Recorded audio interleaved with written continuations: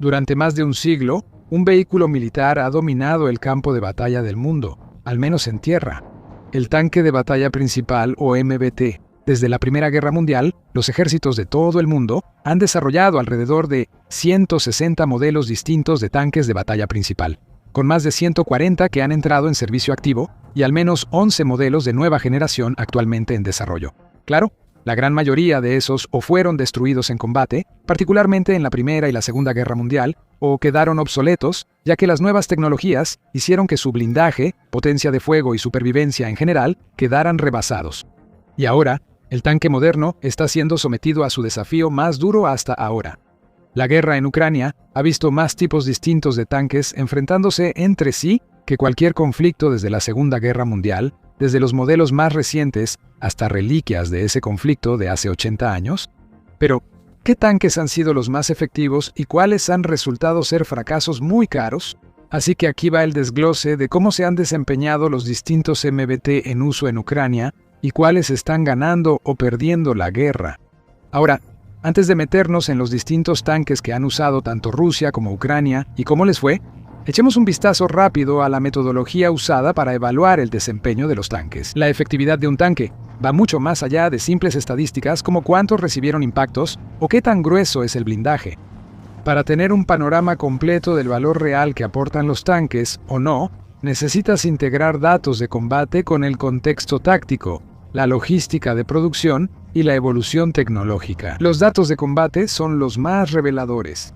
Aquí, las estadísticas más importantes son las proporciones de bajas, las tasas de desgaste y el éxito de la misión. En otras palabras, la cantidad de objetivos que el tanque impactó con éxito en comparación con el número de disparos realizados, la cantidad de pérdidas que se sufrieron y la contribución de los tanques a resultados exitosos, incluso si los tanques resultaron dañados o destruidos en el proceso. Sin embargo, también se debe tomar en cuenta el contexto táctico del perfil de misión del tanque. Un tanque puede sobresalir en ciertos contextos, pero ser un blanco fácil en otros. Por ejemplo, un estudio sobre la efectividad de los tanques en la Segunda Guerra Mundial encontró que un Panther alemán a la defensiva era 1.1 veces más efectivo que un Sherman británico a la ofensiva, mientras que un Sherman a la defensiva era 8.4 veces más efectivo que un Panther a la defensiva.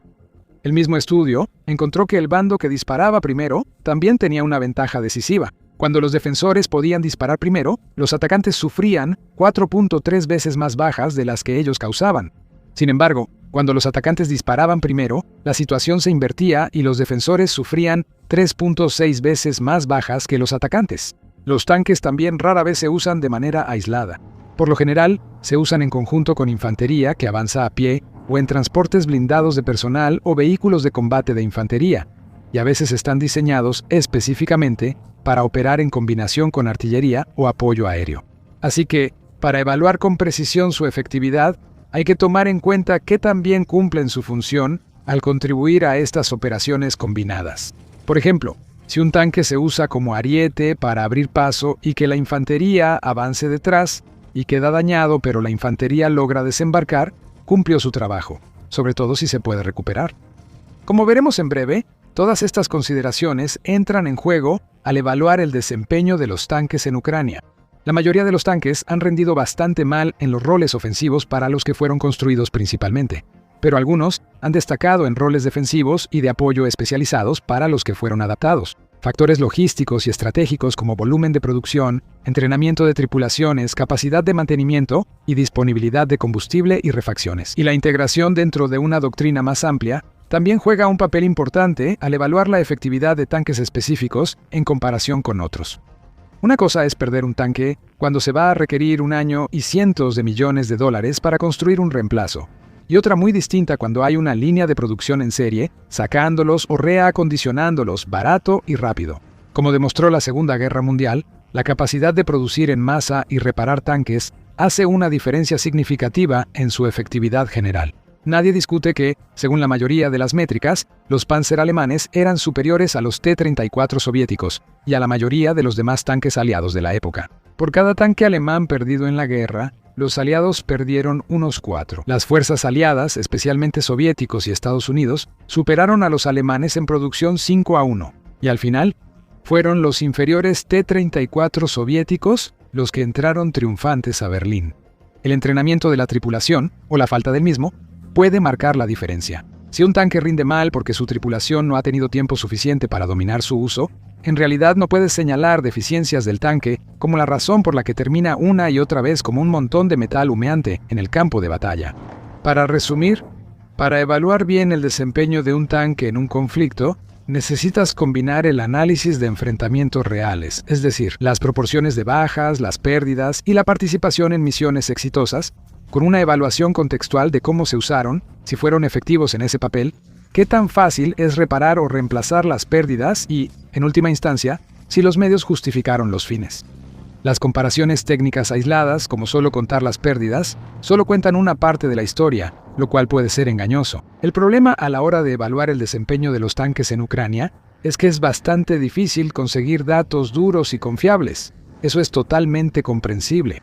Como era de esperarse, en medio de un conflicto encarnizado, la mayor parte de la información del frente de batalla o está clasificada o está más o menos nublada por la niebla de la guerra, o de plano es propaganda. Y ahí es donde entra The Military Show, para disipar el ruido y ofrecer un análisis agudo y perspicaz. Si todavía no lo has hecho, suscríbete al canal para que nunca te pierdas la historia real. Ahora, hay varios estudios detallados que analizan la efectividad de los tanques y de otros tipos de armas de las guerras mundiales, y gran parte de los datos duros desde hace mucho están abiertos al escrutinio público y académico. Cuando por fin se asiente el polvoso Chernozem en el este de Ucrania, ojalá tengamos acceso a lo mismo. Por ahora, sin embargo, en realidad no sabemos nada significativo sobre las relaciones de bajas reales de los distintos tanques en acción en Ucrania, de ninguno de los dos bandos. A veces, según los resultados, podemos saber si las misiones en que participaron fueron exitosas. Solo tenemos evidencia anecdótica para evaluar factores como el entrenamiento de la tripulación, facilidad de mantenimiento y posibilidad de reparación. A partir de reportes oficiales o SINT y grabaciones, podemos sacar bastante sobre las formas cambiantes en que se han desplegado los tanques, sus vulnerabilidades y cómo se está lidiando con ellas. Pero incluso cuando hay datos relativamente duros, como cifras de tanques dañados y destruidos, tienden a ser más líquidos que sólidos. Aún así, es lo mejor con lo que contamos. Así que veamos qué nos dice. El hecho de que Rusia haya sufrido pérdidas impresionantes de tanques y de la mayoría de los otros tipos de equipo militar durante la guerra no está en duda. El único debate es la magnitud. Hasta febrero de 2026, el Estado Mayor de las Fuerzas Armadas de Ucrania reportó que Rusia había perdido 11.654 tanques y 24.013 vehículos blindados de combate desde febrero de 2022. Un total de 35.667 vehículos blindados de combate. Sin embargo, el sitio web independiente Oryx Spionkov, la fuente más citada sobre pérdidas de equipo en la guerra de Ucrania, registra un total de 13.887 pérdidas verificadas de vehículos blindados de combate rusos, incluyendo 4.308 tanques. Esa diferencia de casi 3 veces entre los dos conjuntos de cifras podría deberse a que Oryx esté subestimando, a que el Estado Mayor esté inflando las cifras, o a una combinación de ambas. Sin duda, la metodología de Oryx, que exige confirmación con fotos o videos geolocalizados, significa que su cifra probablemente sea el límite inferior. Pero, al ser 3 veces menor, la discrepancia es todavía más marcada con las cifras de las pérdidas ucranianas. Según el Ministerio de Defensa ruso, hasta febrero de 2026, Ucrania había perdido un total de 27.620 tanques y otros vehículos blindados de combate, aunque no está claro cuántos de esos son tanques. Considerando que Rusia inició la guerra con un arsenal mucho mayor de tanques y otros blindados que Ucrania, esa cifra implicaría pérdidas todavía más devastadoras para Ucrania que para Rusia. Sin embargo, Oryx solo ha verificado un total de 5.596, 5 veces menos que la cifra del Ministerio de Defensa ruso, de los cuales 1.371 son tanques. El sitio web ruso, Lost Armor, que usa una metodología similar de confirmación visual a la de Oryx, está sorprendentemente cerca de Oryx, al registrar 1.378 tanques ucranianos perdidos desde febrero de 2022. Ahora bien, se estimaba que Ucrania tenía un máximo de 1.000 tanques en condiciones operativas a inicios de 2022 con hasta 1.500 más, guardados en depósitos en distintos estados de deterioro. Estos eran, en su mayoría, T-64BV de la era soviética modificados por Ucrania. junto con T-72 y T-80 más antiguos. Desde que empezó la guerra, Ucrania también ha recibido al menos 777 tanques de batalla principales MBT de sus socios extranjeros. Estos incluyen al menos 130 Leopard, 2 alemanes, en su mayoría de la variante A4, pero también al menos 18 de la variante A6 más nueva y resistente, 10 Stridsvagn, 122 suecos, un Leopard 2 modificado, alrededor de 60 PT-90 y 1 Tuardi polacos, un T-72 fuertemente modificado, 14 Challenger 2 británicos, 76 de fabricación estadounidense, pero Estados Unidos y Australia suministraron M1A1, Abrams, 458, T-72 de varios tipos y 28 M55S eslovenos, una versión modernizada del veterano T-55. Por su parte, se estimaba que Rusia tenía alrededor de 3.300 tanques activos cuando invadió Ucrania, con aproximadamente 2.478 en almacenamiento, muchos de los cuales están en mal estado. Los tanques activos eran, y siguen siendo, predominantemente variantes modernizadas del T-70 y 2 de la era soviética. T-80 y T-90 más modernos, principalmente los nuevos T-72B3, T-80BVM y T-90M. Los patios de almacenamiento estaban llenos de versiones más antiguas, oxidadas y sin modificar del T-72 y el T-80, junto con miles de modelos heredados como los T-62, T-64 y T-54 y T-55 de la época de la Segunda Guerra Mundial. Las matemáticas simples muestran que muchos de esos fueron sacados de su letargo o canibalizados desde que comenzó la guerra. Si Rusia empezó la guerra con 3.300 tanques activos y tiene pérdidas de 1.000 más que eso, pero aún así le quedan suficientes en acción como para que Ucrania los esté golpeando a diario, esos tanques extra tienen que salir de algún lado. Las reparaciones y unidades nuevas solo cubren una parte. Así que, desde el almacenamiento, han salido miles de tanques viejos, incluyendo algunos de esos carros antiguos de orugas, sumándose a la mayor variedad de tanques reunida a lo largo de las líneas de batalla en 80 años, o, al menos, hasta que los drones ucranianos les vuelen la torreta. Para muchos de estos tanques, es la primera vez que enfrentan combate real contra un rival de nivel similar. Para todos, es la primera vez que tienen que lidiar con una guerra intensa del siglo XXI, con vigilancia por todos lados, comunicaciones en red y las amenazas siempre presentes de muerte no tripulada desde el cielo. Entonces, ¿cómo les ha ido? Es justo decir que todos estos tanques, sin excepción, han fallado en el papel tradicional de tanque de batalla principal. Es decir, ninguno ha logrado ser la fuerza dominante en el campo de batalla, el punto de apoyo alrededor del cual se lleva a cabo la guerra de maniobras. Eso es porque los tanques no dominan en Ucrania. Los drones y, en menor medida, la artillería, sí.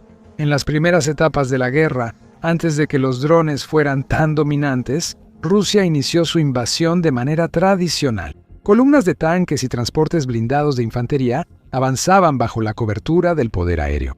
A Ucrania le tomó medio año contener la marea y lanzar una contraofensiva, recuperando el territorio que había perdido en la región de Yarkiv y en la margen occidental del río Dnieper, en el óblast de Jersón. Sin embargo, para ese momento, había perdido aproximadamente 3/4 partes de Jersón y del óblast vecino de Zaporilla, junto con otras grandes extensiones de Donetsk y Lugansk, dejando a Crimea prácticamente fuera de alcance. Esa incursión inicial, por mucho la más exitosa en cuanto a territorio ganado para Rusia durante la guerra, le costó bastante más de 1.000 de sus tanques de primera línea. Tanques caros, supuestamente modernizados, no son rival para las minas terrestres soviéticas de la vieja escuela, la artillería y los misiles antitanque disparados desde el hombro, y mucho menos para los drones. Basándote únicamente en esa cifra, podrías concluir que los 3 modelos de tanques de primera línea de Rusia ya no valen la pena. Pero quizá para Rusia, el fin justificó los medios. Quizá, estratégicamente, la pérdida de más de 1.000 tanques valió la pena por esas importantes ganancias territoriales. Del mismo modo, el proceso de resistir la invasión rusa inicial le costó a Ucrania una proporción más o menos equivalente de su flota total de tanques, que en esa etapa no incluía ningún tanque suministrado por Occidente. Podrías decir que es un desastre, pues al final Rusia obtuvo importantes ganancias territoriales pese a sus pérdidas. Pero por otro lado, para Ucrania quizá la pérdida de esos tanques al final fue un precio pequeño que pagar para frenar el avance. Sin acceso a datos mucho más profundos sobre cómo se usaron los distintos tanques en ofensiva y en defensa, sus proporciones de bajas y los resultados de batallas individuales, es imposible determinar de manera concluyente qué tan efectivos fueron en realidad los tanques rusos o los ucranianos. A juzgar por los datos, ciertamente limitados, sobre blindados perdidos que, a diferencia de Oryx, registran las pérdidas de equipo por fecha, Ucrania también usó sus tanques para encabezar su contraofensiva en Yarkov. Como los rusos en su ofensiva, los tanques ucranianos parecen haber sufrido mayor desgaste al atacar que al defender, respaldando los datos de la Segunda Guerra Mundial mencionados antes. Pero, de nuevo, dado el éxito de la campaña, queda la duda de si Ucrania considera esas pérdidas aceptables o como evidencia de la ineficacia de sus confiables variantes T-64BV, desarrolladas en casa y muy exportadas. La llegada de tanques occidentales, especialmente los Leopard 2 y M1A1 Abrams, fue vista por muchos como un posible factor decisivo en la guerra. Eran tan superiores a la chatarra rusa que encabezarían una contraofensiva ucraniana que los arrollaría por completo y terminaría recuperando Crimea, o al menos eso decía la teoría. La burbuja se reventó en los campos minados, las fortificaciones antitanque y los bombardeos de artillería y drones de la línea Surovikin en el sur de Ucrania en 2023. La contraofensiva ucraniana fracasó rotundamente y las formaciones blindadas masivas ni siquiera lograron superar la primera de 3 líneas defensivas. Las tripulaciones de los Leopard y Abrams tuvieron que abandonar sus flamantes tanques en el lodo. Luego, los drones dominaron el campo de batalla y la guerra de tanques cambió para siempre. Resulta que no importa qué tan grueso sea tu blindaje, qué tan avanzadas sean tus ópticas, qué tan bien el casco absorba el retroceso o qué tan preciso sea el cañón. Los tanques de varios millones de dólares son vulnerables a drones FPV baratos y letales. Todos son fáciles de detectar con drones de vigilancia omnipresentes, que les informan a operadores cercanos de drones FPV, o de artillería o de municiones merodeadoras, su posición y los atacan en cuestión de minutos. Algunos tanques requieren más impactos por su blindaje, pero todos resultaron insuficientes ante esta nueva amenaza. Por lo tanto, la respuesta a qué tanques ganan la guerra es ninguno. Ningún tanque de ningún bando ha hecho una diferencia significativa para ganar o perder la guerra. Pero la historia no termina ahí. Los tanques están evolucionando para satisfacer las exigencias del nuevo campo de batalla, al igual que la forma en que se están usando en Ucrania. Y aunque quizá ya no sean una fuerza tan dominante como antes, todavía pueden ser extremadamente efectivos en sus nuevos roles. Actualmente, casi todos los modelos de tanque de ambos bandos solo se ven cubiertos por protección antidrones. Al principio, los operadores de tanques empezaron a colocar artilugios metálicos en la parte superior de sus tanques, para evitar que los drones FPV les soltaran explosivos encima o los atacaran al estilo kamikaze desde arriba. Al principio se burlaban de estos aditamentos llamándolos jaulas de consuelo, pero pronto se volvieron comunes y luego fueron reemplazados por defensas contra drones aún más costosas y grotescas. Hoy los tanques en Ucrania parecen más de una película de Mad Max que la bestia estilizada de antes. Las torretas asoman detrás de capas de malla de alambre, rastras antiminas y pedazos de metal retorcido, soldados en distintos ángulos al techo y al cuerpo del tanque. La idea es cubrir las partes expuestas a las que apuntan los drones y obligar a los drones atacantes a detonar más lejos del blindaje del tanque, reduciendo el daño resultante. Estas modificaciones empezaron como algo aislado, aplicándose caso por caso en el campo. Sin embargo, para finales de 2025, Rusia parece estar instalando un blindaje integral, el llamado blindaje erizo, en todos sus T-90 MT-70 y 2 B-3 y T-80 BVM recién producidos y reacondicionados. Ucrania parece haber puesto ese blindaje a todos sus tanques soviéticos y occidentales. Como resultado, todos los tanques en uso en Ucrania de ambos bandos se han vuelto más resistentes. El constante flujo de videos de tanques dañados y destruidos en ambos bandos demuestra que el blindaje erizo no los vuelve invulnerables. Simplemente se necesitan más impactos para detenerlos, lo que hace que incluso los antiguos T-54 y T-55 sean más efectivos. Por la disminución de tanques y el aumento de drones como arma principal en el campo de batalla, Rusia y Ucrania usan sus tanques restantes con mayor cautela. Las llamadas oleadas de carne de cañón, donde mucha infantería con tanques atacaba posiciones enemigas de frente, en su mayoría ya son cosa del pasado.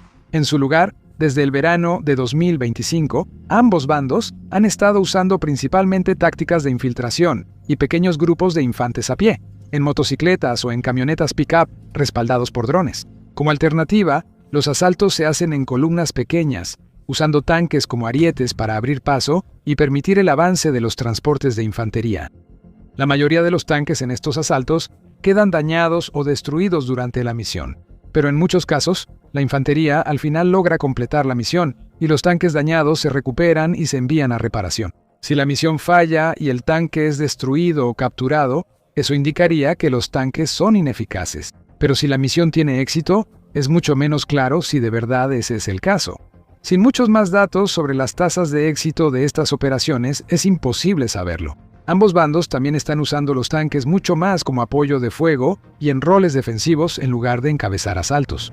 Los tanques permanecen ocultos tras las líneas del frente y actúan como artillería autopropulsada precisa para atacar objetivos en el frente y retaguardia cercana, identificados por drones de vigilancia aérea. Las tasas de desgaste de tanques defensivos son mucho menores que las de tanques en asaltos. Pero, de nuevo, sin datos duros sobre la relación de bajas, es difícil medir qué modelos son más efectivos que otros. Sin duda, según los operadores ucranianos, aunque los Challenger 2 eran pocos y demasiado pesados para asaltos directos, han sido muy efectivos como francotiradores pesados de apoyo de fuego. La baja tasa de desgaste, 12 impactos verificados de 37 tanques activos de los Tuardi polacos, sugiere que probablemente ha sido el tanque más efectivo, tanto en roles ofensivos como defensivos de todo lo que se ha visto. En general, aunque las tasas de desgaste de los tanques occidentales de Ucrania son mucho más bajas que las tasas de desgaste de los tanques rusos, en total, es imposible saberlo con certeza. Esto puede deberse a que los tanques occidentales son más resistentes o efectivos, o a que se han usado de formas que los exponen menos a la destrucción. Considerando esto, uno pensaría que los tanques serán menos importantes en el futuro. Del lado ucraniano, el aumento en las solicitudes de sistemas de defensa aérea, proyectiles de artillería y equipo no tripulado, y la disminución en las solicitudes de tanques, sugieren que podría ser así. Para Rusia, los tanques siguen siendo clave, con la producción de nuevos T-90 y la modernización de modelos antiguos, aumentando de 2 a 4 veces durante la guerra. De hecho, como Bekhan Ozdoyev, director industrial del clúster de armas de la corporación estatal Rostec, le dijo recientemente a la agencia estatal de noticias TASS, las batallas en Ucrania muestran que un tanque todavía es indispensable, en el momento y lugar adecuados. Documentos filtrados revelan que, a pesar de la aparente ineficacia de sus distintos modelos de tanques, Rusia planea aumentar drásticamente la producción de tanques durante la próxima década, en particular del T-90M. Rusia ya supera a toda la OTAN en la producción y reacondicionamiento de tanques. Sin embargo, los nuevos tanques occidentales como el Challenger 3 y el Abrams X, que pronto estarán en producción, podrían cambiar significativamente esa ecuación. Al ver esas impresionantes cifras de pérdidas de tanques rusos, es difícil entender cómo tiene sentido este mayor énfasis en los tanques. Parece que, como la belleza, la efectividad de los tanques depende de quién los observe. Dale al botón de suscribirte para estar al día con las novedades de guerra de tanques y noticias militares. Gracias por vernos.